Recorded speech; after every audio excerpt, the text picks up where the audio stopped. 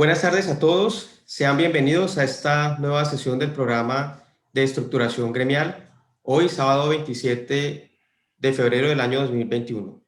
Nos acompaña el doctor Roberto Díaz González, presidente de Sintrauma Nacional, y quien les habla, Abelardo Bermeo, coordinador de la Junta Médica del Huila.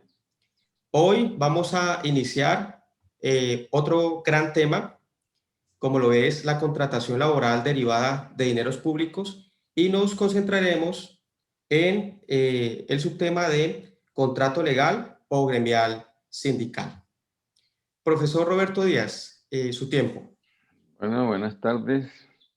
Entonces, como estábamos comentando, el segundo bloque tiene que ver con la contratación, con la forma como se debe hacer legal y la discusión de los temas fundamentales, que es la de la contratación por el contrato sindical, que es uno de los temas tal vez que ha dividido el sector sindical y que no hay una claridad, no se está discutiendo mucho.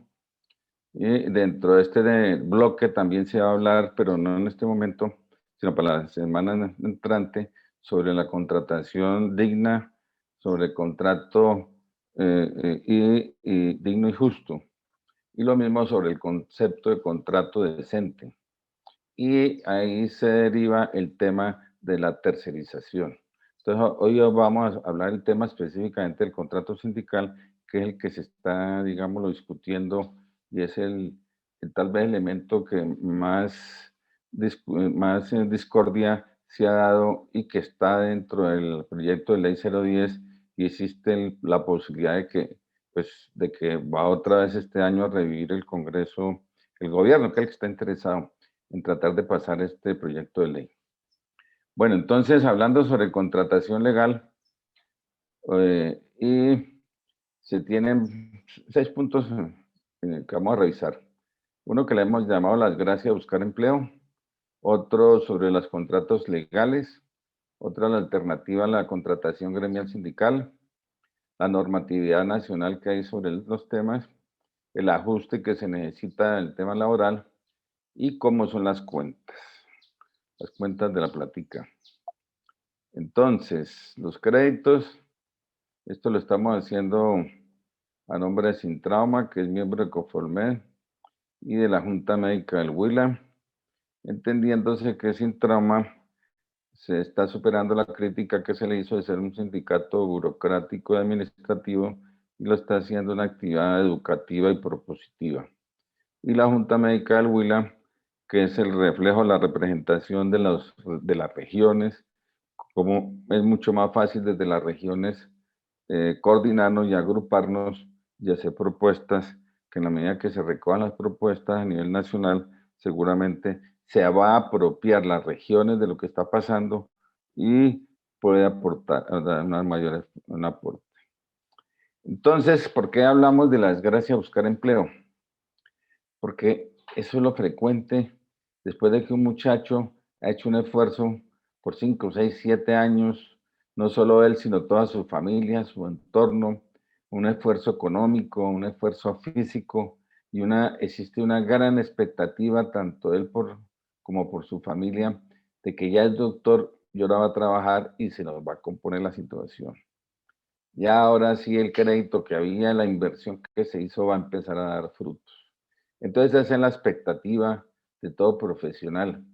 Y la tristeza, aquí le hemos dicho ya la desgracia, es que tiene que ir a buscar un trabajo. ¿Y qué quiere decir eso en términos financieros? Eso es ni más ni menos que vender sus conocimientos, su fuerza física y mental. ¿A quién se la vende? El que tiene plata, o sea, al dueño del capital. Eso no tiene otra, desde el punto de vista financiero, no hay otra presentación. La salvedad o la única excepción que hay es cuando el muchacho, el padre, pues tiene ya pues su empresa o tiene su clínica, su institución hospitalaria, y ya no tiene que ir a regalarse, sino que va a trabajar junto con la familia.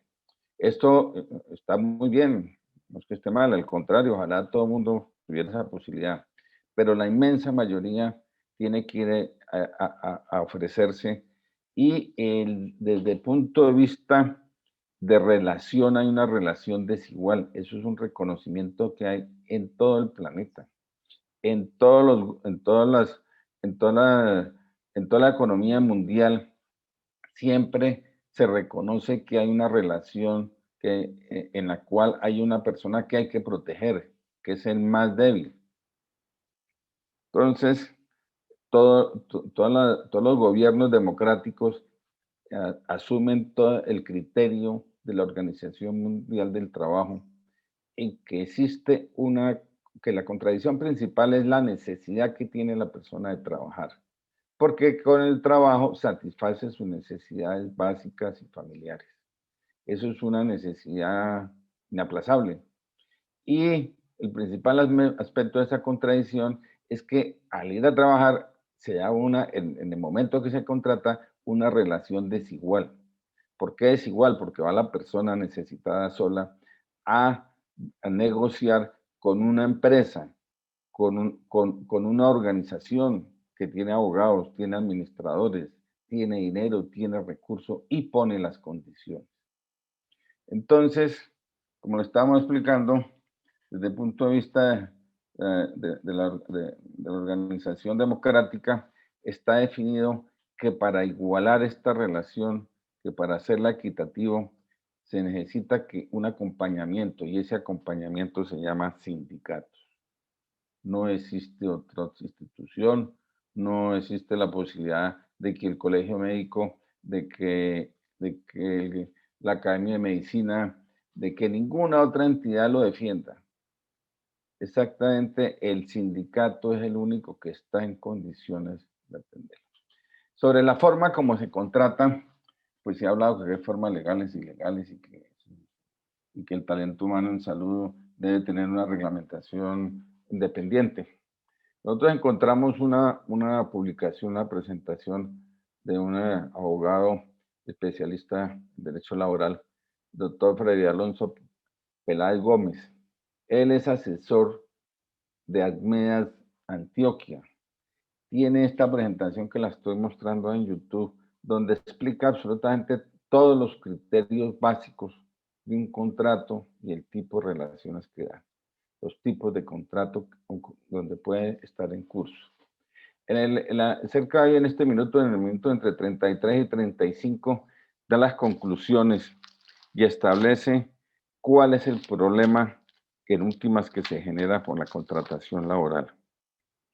¿Cuál es el estado de necesidad? Y que mientras esta necesidad, que es individual, que es subjetiva, que es de cada persona, que es el que tiene mayor o menor afán de trabajar, y de acuerdo con ese afán, permite en un momento dado que se le vulnere sus derechos. Acepta en un momento dado unas condiciones indignas. Esa situación es la que permite todos los abusos que hay. Entonces, de nada saca el movimiento sindical lo que nos está gritando y quejándose y manifestando de que no acepte esos contratos, que son contratos de chulo, que son contratos abusivos, que son contratos que lo están... Pero si la persona tiene que solucionar, tiene su necesidad de trabajar. Es más, para cómo males hay grupos de profesionales que van y se piratean, van y se regalan con otros, con tal de que les den el trabajo y les quitan el trabajo a sus colegas.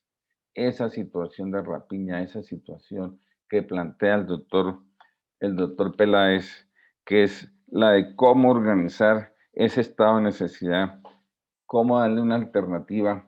Él lo presentó desde noviembre del 19 y no hay ninguna propuesta diferente a la que nosotros estamos haciendo, de generar ese equilibrio en la relación entre el trabajo capital y el capital. Entonces, ¿cómo es que se contrata a un médico desde el punto de vista legal o cómo es que trabaja un médico? Entonces, la principal actividad es cuando ejerce su profesión liberal. Cuando el ejercicio liberal de la profesión está reglamentada básicamente es por el Código Civil, una contratación de que se ponen de acuerdo las partes, eso se llama consensuado, y una relación libre médico-paciente. Nadie más interviene, se establece qué va a hacer, cómo lo va a hacer, cuál es su opinión y cuánto es que se le va a pagar. El otro tipo de actividad es cuando se trabaja con una aseguradora particular. Entonces también se continúa esta relación médico-paciente. El intermediario, que es la aseguradora, orienta al paciente, lo canaliza, le da un valor agregado en el sentido de que a la persona que tiene este seguro particular le garantiza que esa persona pues es buen profesional, tiene buena reputación, va a trabajar en sitios adecuados, o sea, le evita tener que estar buscando por aquí y por allá quién les va a solucionar adecuadamente su necesidad, su problema. Y además ya se ha pactado previamente unas tarifas, entonces se regula eso, pero sigue dándose esa relación médico-paciente de manera directa. Entonces ya con la creación de la seguridad social y con la creación de las instituciones hospitalarias, entonces y las clínicas, se empieza a dar otro tipo de trabajo, un tipo de trabajo que ya es tercerizado, porque ya es una empresa la que regula el trabajo y además de que regula, da las condiciones y determina el valor del trabajo. Entonces, cuando el médico o el profesional de la salud trabaja con una institución privada, está regulado, ya es por el Código Sustantivo de Trabajo, ya es un contrato laboral. Ese contrato laboral sí llena todos los requisitos de ley. ¿Esto qué quiere decir? Que hay pago de seguridad social, que hay pago de prestaciones sociales, que hay retención en la fuente, pero tiene el inconveniente que es tercerizado. Con el sector público pasa exactamente lo mismo. Lo que ya está regulado es porque al ser el servidor público por la norma nacional, que es diferente a la del Código Sustantivo de Trabajo. Cuando el médico contrata como persona natural, entonces esa relación, que también sigue siendo tercerizada, ya se vuelve normativamente, la cobija es el Código del Comercio. Esta es la clásica prestación, por orden de prestación de servicios. Esto, además de ser tercerizado, tiene problemas con las prestaciones sociales y también con el pago de la seguridad social. Cuando se contrata como persona jurídica, entonces ya es cuando el médico tiene, o el profesional de la salud, tiene ya una empresa. Tiene, además de que su trabajo que está vendiendo, vende insumos, vende medicamentos, utiliza equipos, utiliza más auxiliares o más personal. Inclusive, él muchas veces puede darse que él personalmente no atiende, sino atiende a otros profesionales. Entonces, esa es la contratación que se da a través de una persona jurídica y pues también está reglamentado por el Código de Comercio. Pero cuando salen los dineros de esa persona jurídica y se le entrega al médico, vuelve otra vez el mismo problema de que no hay prestaciones sociales, de que no hay seguridad social. Generalmente no es definida la retención en la fuente y sigue siendo una vinculación entre médico-paciente tercerizado. La que se hace como afiliado partícipe a las entidades de economía solidaria, llámese cooperativas, empresas asociativas de trabajo o sindicatos, es por el modelo de empresas que no tienen ánimo de lucro. Este tipo de empresas, este tipo de contratación es legal. Hasta la fecha, no, lo que está prohibido es de que a través de estas empresas se contrate la prestación de los servicios del sector público con el criterio, desde el punto de vista de administración financiera, con el criterio de que sea las actividades misionales de la empresa. Entonces, el Consejo de Estado fue muy claro en establecer que el único, y eso pues fue derivado de las presiones que se dieron inicialmente con el Tratado de Libre Comercio, que duró suspendido casi el año, mientras no se definía este tema. Entonces se definió que solamente los sindicatos eran los que podían hacer esa actividad. Y los otros, pues no la podían hacer, no es que no fuera ilegal, sino que está prohibido. La otra actividad del médico es en la actividad caritativa, cuando lo hace a través del desarrollo de las virtudes teologales. Eso es por sus creencias. Y cuando, que puede llamarse por filantropía, que es por amor a la humanidad, o también se puede llamar por filotecnia, que es amor a la medicina, amor al ejercicio de la profesión, y lo hace sin mediar ningún tipo de contrato ni de retribución económica.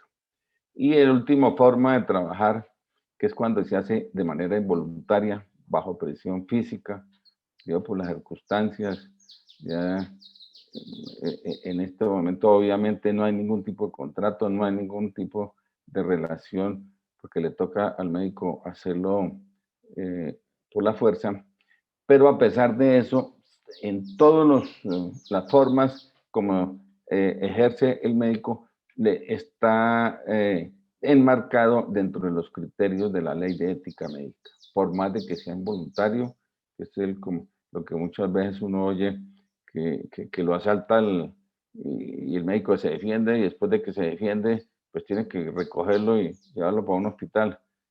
Ese es el derivado de los criterios de ética médica, de ética profesional.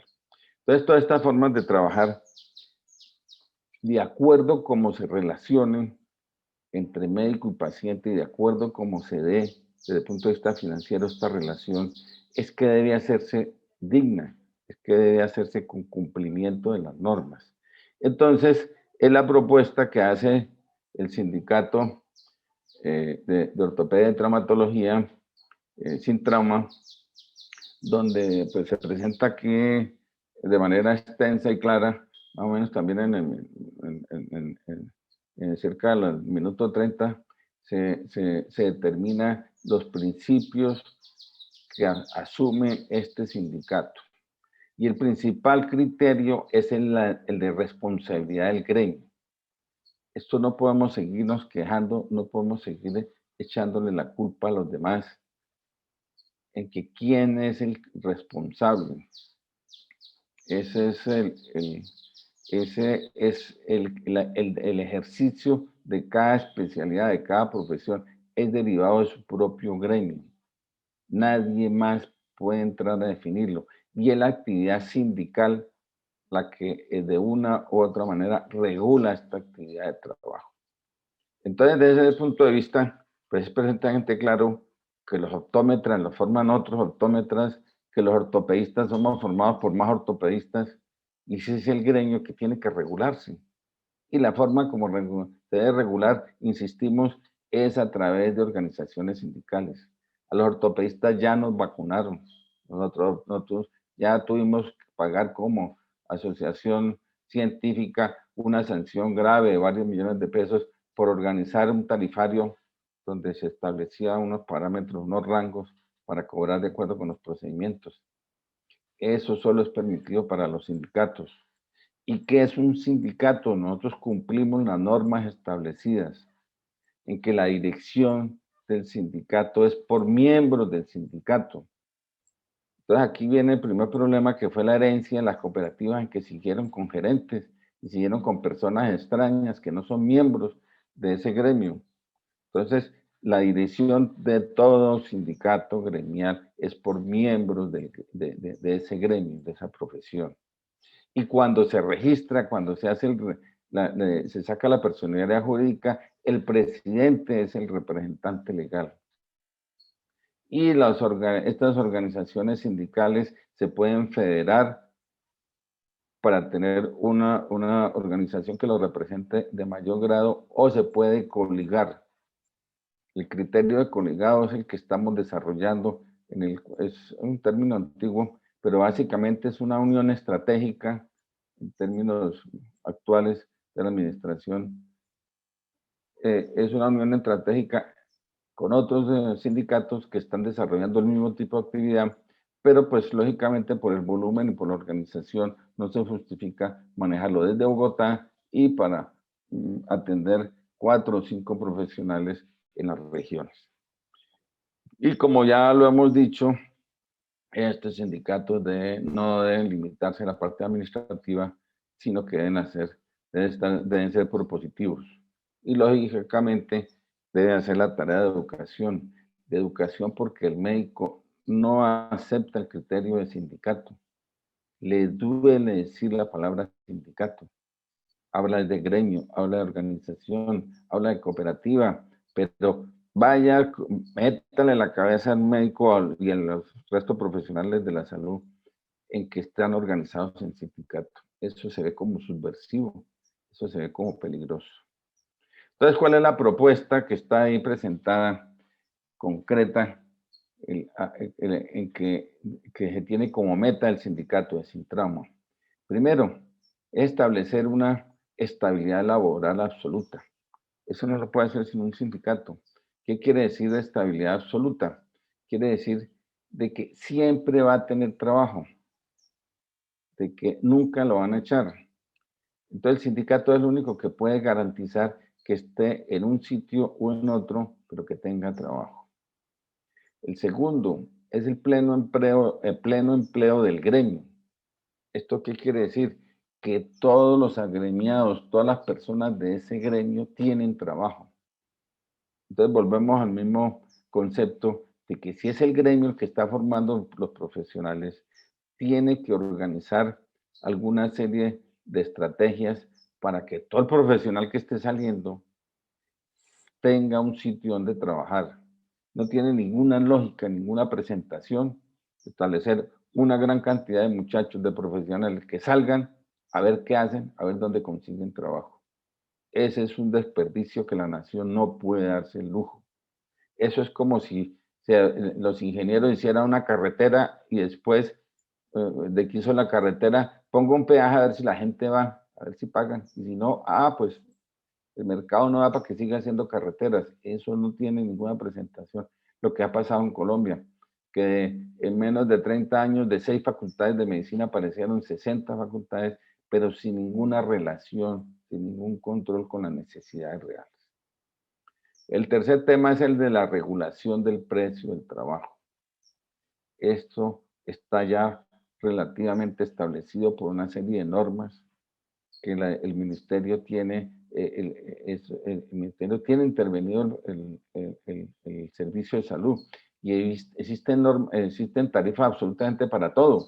Lo único que hace es el intermediario que busca con el trabajo del médico, del profesional de la salud, hacer negocio. Entonces el sindicato es el único que puede establecer unos mínimos por evento, por servicio o por tiempo. Y el sindicato lo puede hacer puesto que de manera colectiva, puesto que la contratación individual es solo por horas. El otro criterio es el pago oportuno del salario. Ese es un principio constitucional. Es un principio que nos acostumbraron a que no, de que como la EPS se demora 3 meses en pagar y después la plata se la da a la IPS y la IPS repite otra vez otros 3 meses. Entonces el médico tiene que esperarse 6 meses por lo menos y de pronto hasta pierde la plata.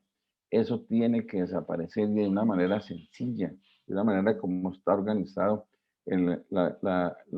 como tiene la organización financiera el país, y es con la figura de capital autónomo.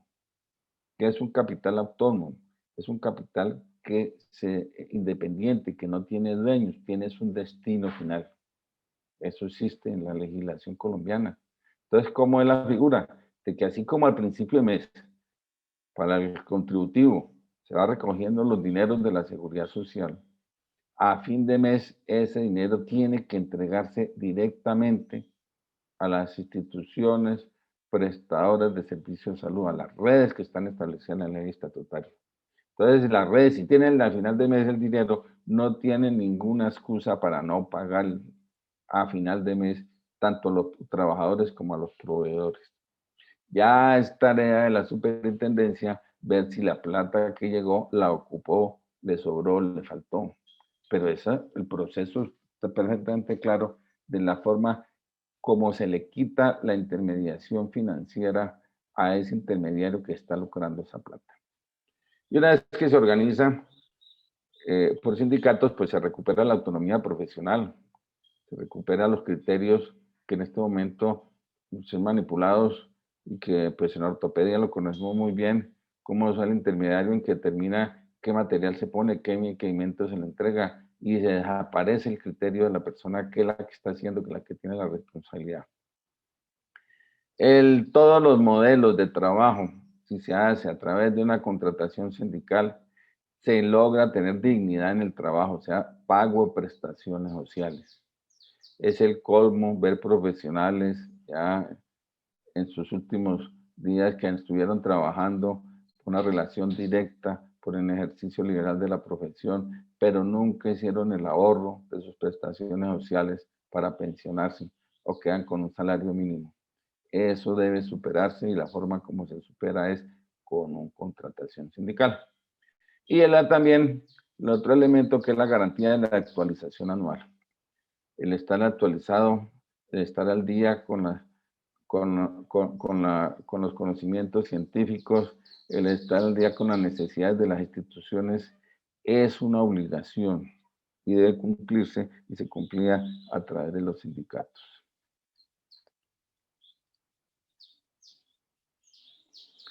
Entonces, ¿cómo la organización desde el punto de vista legal, laboral en Colombia? Colombia está en 3 capítulos del Código Sustantivo de Trabajo.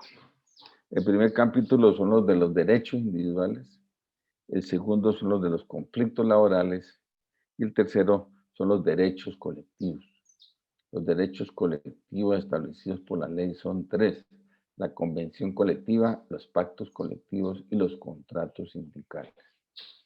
Entonces, para poder hacer realidad lo que está escrito en la Constitución y las leyes, se tiene que tener una organización sindical para poder tener una convención colectiva. Y obviamente el contrato sindical forma parte de esa organización cuando no se pertenece a una sola institución. Entonces, ¿cómo es eso de los sindicatos? ¿Cómo es eso de las agremiaciones? Que ese es la otro tema que se habla en términos genéricos y eso no funciona para todos. Cada uno tiene un apellido. Si bien es cierto que llaman sindicatos, tiene unas características especiales. Entonces, de acuerdo con los artículos 356 y 359 del Código Sustantivo de Trabajo, tenemos un tipo de sindicato que es el de oficios varios, que es el que se da en regiones donde no existe mucha actividad empresarial, ni se tienen el número suficiente de personas para conformar, un mínimo para conformar un sindicato. Los sindicatos de empresa son los mismos sindicatos de base. Son los trabajadores que están afiliados a esa empresa, que son trabajadores. No importa su actividad, no importa su profesión, no importa su oficio. Si está vinculado con esa empresa, se organizan en un sindicato de base. Y cuando se unen varias empresas, se llama sindicato de industria, porque corresponde con una rama de la economía. El ejemplo más fácil es el de los bancos. Entonces, los distintos bancos tienen su sindicato de base y hay unos sindicatos que son de industria porque hacen exactamente lo mismo. Entonces, son varios, un solo sindicato para varias empresas donde se vinculan varios tipos de trabajadores. En cambio, el sindicato de gremio es diferente en el sentido de que es un solo tipo de actividad los que se vinculan al gremio. Por eso se llama sindicato de gremio, ya sea o por la profesión, o por la especialidad, o por el oficio. Así está definido en el Código Sustantivo de Trabajo. Entonces, cuando existía el Seguro Social, existían varios sindicatos de gremio dentro de una sola institución. Entonces, para cada profesión, los odontólogos, los médicos, los terapistas, los bacteriólogos tenían su sindicato. Eran sindicatos de gremio. Eran varios sindicatos en una sola empresa. Y los sindicatos de gremio también pueden estar en varias empresas. No es en una sola. Entonces, el sindicato de gremio, que estamos poniendo el ejemplo ahorita el de los ortopedistas, el que agrupa a todos los que en la especialidad de ortopedia que trabajan en distintas empresas. en distintas IPS. Ese es un sindicato de gremio. ¿Cuál es el complique? Los sindicatos patronales, donde la ley establece que pueden vincular personas independientes. Pero ¿cuál es el problema? Que de acuerdo con la coyuntura, de acuerdo con las necesidades, el patrón organiza estos sindicatos, son sindicatos coyunturales, son sindicatos que se hacen acomodados. No pueden ser sindicatos de gremios, son de personas escogidas. Esto es lo que está generando un problema grave dentro de la actividad sindical. Primero, porque se vinculan personas de manera transitoria a un sindicato. Y segundo, porque no se cumple el principio de realidad. ¿Cuál es el principio de realidad? Que no puede haber sino y cuando se vinculan trabajadores de base, es distinto a cuando se vincula a un especialista. Cuando se vincula la realidad de un trabajador de base, es que está haciendo un contrato de trabajo disfrazado con el nombre sindical, de contrato sindical, porque tiene que obedecer órdenes, mandatos, cumple 180 horas, tiene que pedir permiso. Esa es la realidad, que es un sindicato de base disfrazado. ¿Y cuál es la otra realidad? Que no puede haber sino un solo sindicato de base en cada empresa. Esos no son sindicatos de gremio, son sindicatos de base disfrazados. Ahora, con los sindicatos de gremio, si es de gremio, tienen que estar agrupados los de esa profesión o de esa especialidad. No pueden ser que 2 o 3 formen un gremio y otros 2 o 3 formen otro gremio. Entonces ya no serían sindicatos de gremio. Entonces, en la medida de que se aplique lo que está establecido en la ley, en la medida de que las normas que ya existen se cumplan, en esa medida queda excluido en la práctica el contrato sindical solo para los sindicatos de gremio. Y tienen lógica, porque el sindicato de gremio, el especialista, es el que define cuándo va a trabajar, qué quiere hacer, qué tipo de cirugía hace o cuál no va a hacer, o cuándo se va para un congreso, o cuándo quiere. Entonces, existe una libertad. Ese sí está ejerciendo de acuerdo con su tiempo que tiene, define cuándo va a trabajar, no pide permiso. Eso lo vemos todos los días en los hospitales, que no, que el doctor se fue y que espera la otra semana porque él se fue. Y distinto a un auxiliar, un personal del aseo, eso no pueden estar en eso son actividades de base y que obedecen órdenes y mandatos. Entonces, esta es la alternativa y que se presenta desde el punto de vista legal, quiénes pueden y cómo pueden hacer una actividad dentro de la actividad sindical, la contratación.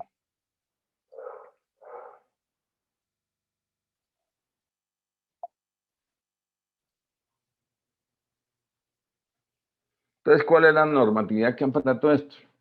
Pues el artículo 25 de la Constitución, donde establece que el trabajo debe ser en condiciones dignas y justas. El artículo 39, donde se establece como secundario al derecho de asociación, el derecho a constituir sindicatos o agremiaciones sin intervención del Estado. El artículo 35 de la Constitución, donde establece las normas laborales que debe haber estabilidad, que debe haber reajuste de acuerdo con el costo de vida, que debe haber guardado oportunidades, y confirman la sentencia 475 del 92, donde insiste en que todos los trabajadores, independientemente de su relación laboral, deben recibir un pago oportuno. ¿Pago oportuno qué es? Pago todos los meses, que cómo funciona la economía nacional, qué es lo que no se nos aplica al trabajo y el sector de la salud por extensión. Y la otra sentencia, que en el mismo número, pero del 2011, donde define claro qué es un sindicato y define que si es una agrupación, que si es el ejercicio de un gremio, no puede ser patrón, que no hay subordinación laboral con los sindicatos. Esto es claro, esta es la norma, así a algunos les parece y que piensen y que creen, pero la Constitución y las leyes de Colombia establecen que esa es la organización como debe darse. Que no se dé, que se dio con los sindicatos una transferencia de la organización de las cooperativas y siguieron con los mismos vicios, es distinto, pero no corresponde con la organización legal. Y somos nosotros, los trabajadores, que permitimos que esto ocurra. Estamos esperando que siga otro, que venga la ley, que vengan y nos organicen las cosas, y ninguno se preocupa por organizar su propio sindicato, su propia organización. Entonces, ¿cuál es la propuesta concreta? ¿Cuál es la propuesta legal? Que todo trabajo de los dineros públicos se ha realizado a través de la contratación definida por el Código Sustantivo de Trabajo, llámese contrato individual o contrato colectivo. Que se aplique la norma legal establecida en el contrato, que la jornada máxima laboral es de 48 horas. Ahí viene el otro complique, que nosotros ya estamos acostumbrados que la jornada de la mañana completamos, son 6 horas y se completan las otras 2 horas entre las noches y los turnos nocturnos y festivos, y ese es un medio tiempo, cuando es un tiempo completo, son 48 horas, y por la tarde se va a trabajar a otro sitio. ¿Qué es lo que ocurre?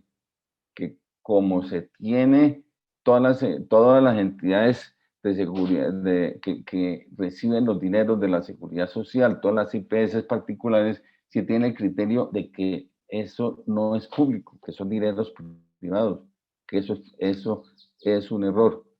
Entonces, si se organiza como están hechas las cosas, y como ocurría cuando se existía el Seguro Social, porque estábamos en la administración, teníamos serios problemas, puesto que la gente se pasaba de las 48 horas con mucha facilidad. Entonces, para eso están establecidos los contratos sindicales, para hacer esas actividades que superan las 48 horas, ya sea por eventos o sea por servicios. Pero ese contrato sindical hay que corregirlo. El que está ahorita tiene vicios de ilegalidad. Tiene vicios de ilegalidad básicamente en 3 conceptos: la dotación de elementos de protección personal, en las prestaciones sociales, que como no lo exigen, pues no lo cumplen, y de que debe limitarse a lo que estuvimos hablando, que es para el gremio que representa a los trabajadores. Obviamente también pues se debe aplicar el principio de igualdad en la remuneración. Eso está contemplado en el Código Sustantivo de Trabajo, que cuando se contrata a otra persona, ya sea para vacaciones o para cubrir necesidades pasajeras, se le contrata en los mismos términos y con el mismo salario. Eso es un concepto que hay, que igual trabajo, igual pago. Que la aplicación de oportunidad en el pago en todo sitio dice que debe pagarse de manera oportuna. Que la aplicación del principio de la primacía de la realidad es un concepto mundial, de que no importa la forma, no importa cómo está escrito, es el criterio de relación entre el Estado, que es el que está en última entregando los dineros, y el trabajador, que somos. Y se debe permitir la negociación colectiva por gremio. Esto es lo único que falta por cumplir de los compromisos que hay en el Tratado de Libre Comercio, eh, en la relación de que son los gremios los que deben hacer de acuerdo con su organización sindical, las peticiones y las negociaciones colectivas. Aquí saqué un tributo de las características del contrato sindical. Yo encontré hartas, pero pues eso es relativo, porque pues el que le acepta y el que le ve bien el contrato sindical ni la revisa. Y el que no le parece o no quiere el contrato sindical no le pone cuidado, porque eso se volvió ya un asunto netamente personal, que a mí me gusta y que a mí no me gusta. Y por encima de la norma, por encima de la ley, por encima de los principios.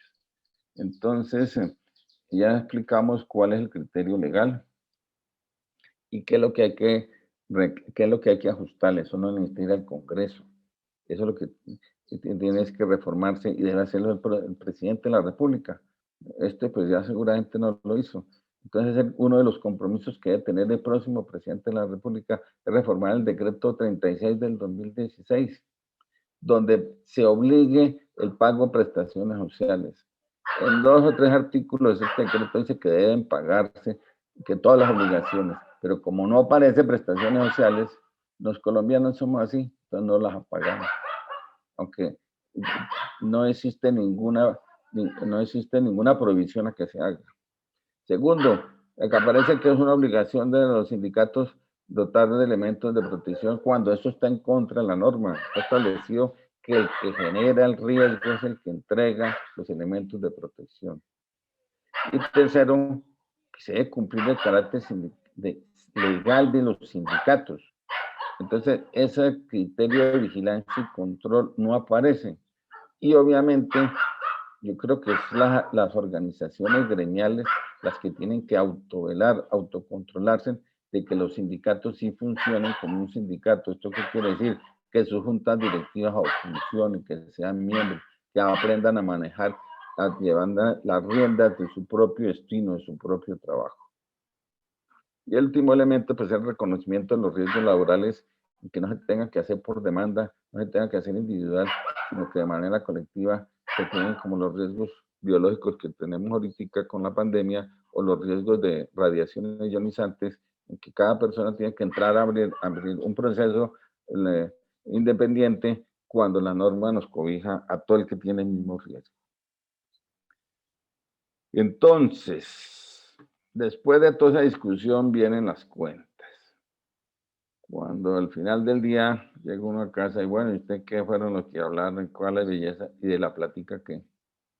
Entonces vienen ya los criterios de finanzas personales, los criterios de cómo es el manejo de su capital, de su patrimonio, y cómo es lo que en las empresas se llama el estado de pérdidas y ganancias, el estado de resultados. Aquí se habla de ventas, costo de venta, utilidad bruta, gastos administrativos, gastos financieros, utilidad neta y utilidad.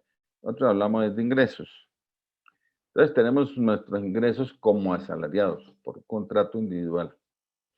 ¿Qué establece la norma en el sector público? Que el especialista gana 8 millones de pesos. Eso está amarrado a la forma como se paga en todo el sector público, la forma como el valor que se le paga a los gobernadores y a los alcaldes. Entonces, en esa jerarquía estamos los médicos. Y ese es el sueldo básico, mensual, el tope. ¿Cómo han hecho otras profesiones? Por ejemplo, los abogados. Los abogados se vuelan por el lado de las primas. El valor de las primas superan 2 y 3 veces el valor del sueldo básico. Pero para hacer eso, pues necesita una organización sindical fuerte, organizada. Pues, los trabajadores del Congreso, lo mismo. Que los profesores, ¿por qué tienen vacaciones? Lo mismo, todo es derivado de la actividad sindical. Y uno ve médicos que están pidiendo que por qué no le pedimos que nos hagan, que nos ayuden, no, somos nosotros que tenemos que hacer. Entonces, ese es el tope que hay desde el punto de vista de contratación por el Estado.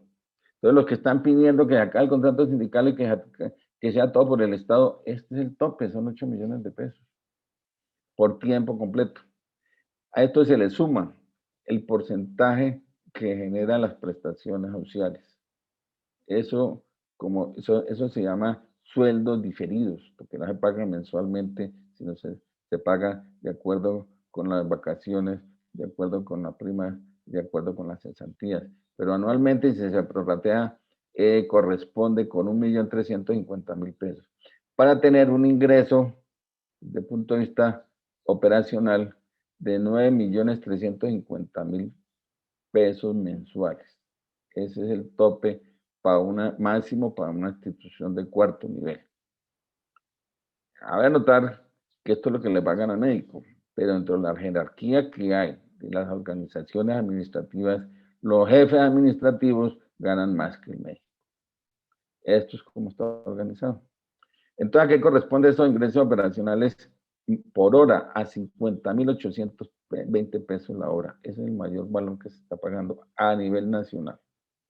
A esos ingresos operativos se les resta los impuestos.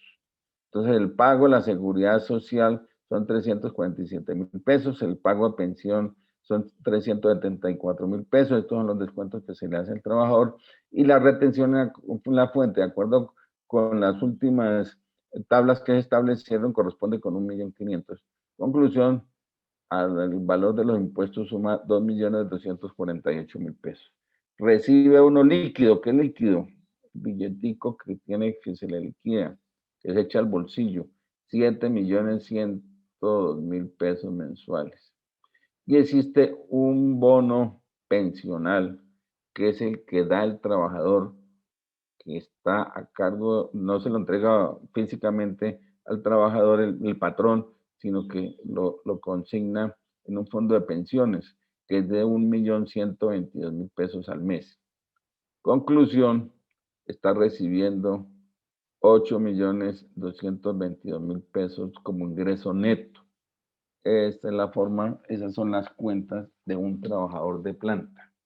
Entonces veamos cómo es el contrato sindical. El contrato sindical viene al revés. Entonces plantea el valor por hora. El valor por hora está en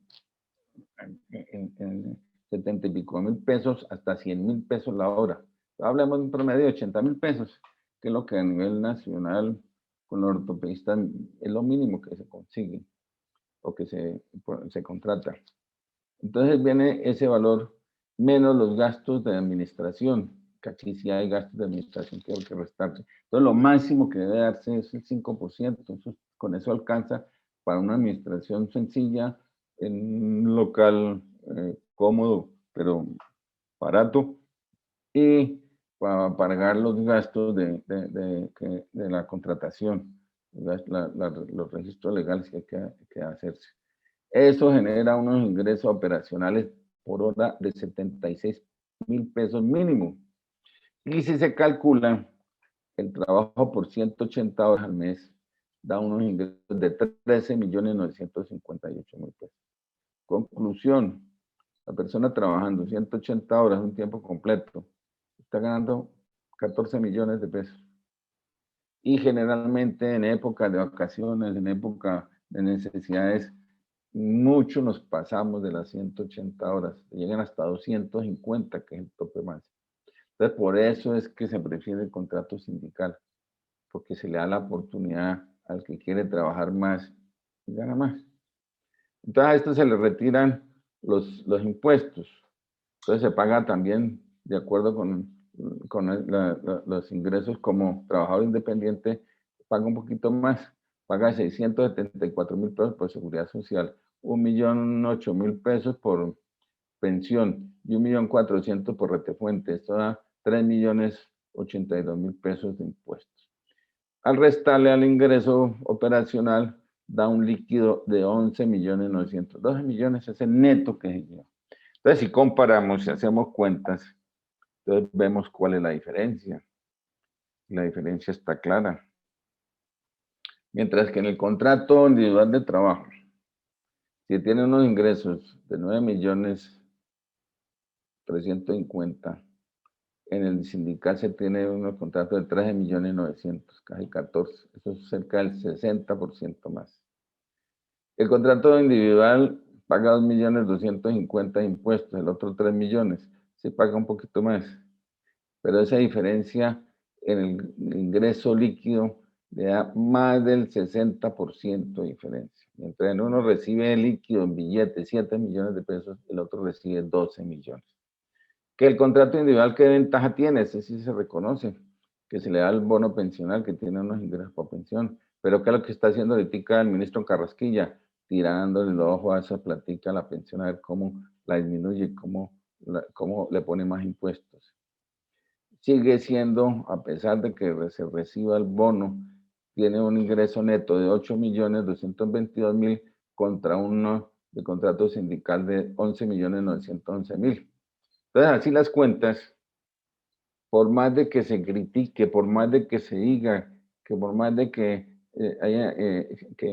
que se le pongan peros, esto es un factor básico, importante, que se tiene de presión para seguir contratando, porque le sirve desde el punto de vista de ingresos al trabajador.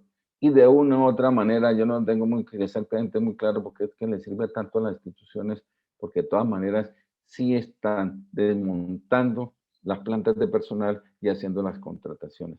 La realidad es hoy por hoy que el 70-75% de los trabajadores del sector público, de los hospitales, de las empresas sociales del Estado, el 70-75% están por contratos sindicales. ¿Qué quiere decir? Que eso es una oportunidad para tener un poder de contratación, para poder organizar el gremio, para poder garantizar unos mínimos y para poder garantizar un empleo permanente de sus asociados. Entonces, esto se ve como oportunidad para un sector de los trabajadores. Para otros sectores donde no pueden organizarse como gremio, porque es difícil en los servicios generales tener todas las personas que trabajan en servicios generales en un solo gremio, porque es el 50% de la población del país. Entonces, a estas personas sí no les sirve. Y no les sirve porque no tienen una relación laboral como la tienen profesional.